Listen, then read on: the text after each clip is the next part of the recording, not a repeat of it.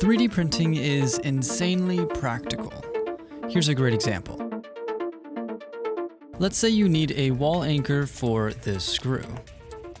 You'd probably just go online or to your nearest hardware store and buy some wall anchors. If you buy them online, they'll cost anywhere between $5 and $25, and they won't arrive until at least tomorrow. And a trip to the hardware store could take you over an hour. What if there was a world where you could get the perfect sized wall anchor in a fraction of the time at a fraction of the cost? Okay, but you might be thinking, aren't 3D printers really expensive? New 3D printers like this one only cost $299. Or what about all the time it takes to design the 3D model? The good news is I already designed the perfect wall anchor. Here's how. This is the first iteration of my wall anchor, and in hindsight, the design is pretty bad. Here's how it was supposed to work. Here we have the wall and the 3D printed anchor. When you screw the drywall screw into the wall, it interfaces with the anchor and compresses it, giving you a very secure connection. However, this first design has many flaws. First, there's no way to get this anchor onto the other side of your wall. Next, when you try to screw it in, the anchor just spins and doesn't do what it's supposed to do.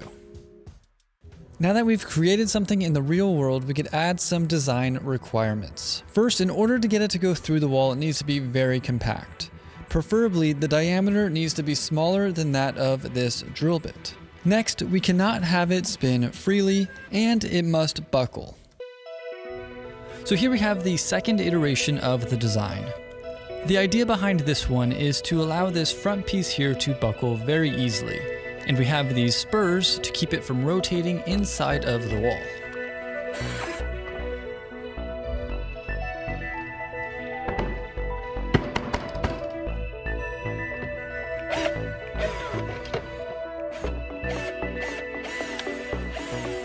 And as you can tell, this design is still far from perfect, but we're going in the right direction. It now no longer spins in the wall. However, it did punch all the way through the wall and it completely shattered. For the next iteration, the design now is stronger and it should easily buckle because of the built-in angle.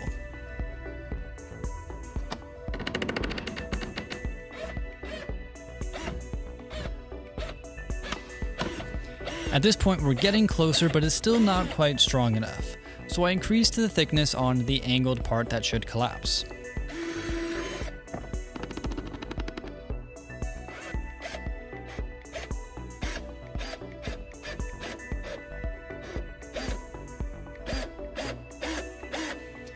As you can see, this design is working perfectly. Well, it's almost working perfectly. If we add a flange to the end where it gets screwed into, it won't be able to pop through the wall.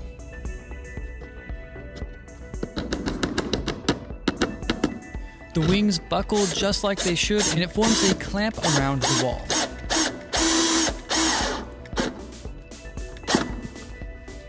It's amazing how strong this connection actually feels. Now there's one more thing we could do to make this design better. Actually, two. I made the wings a little bit stronger, and I also added a countersink so the screw sits flush.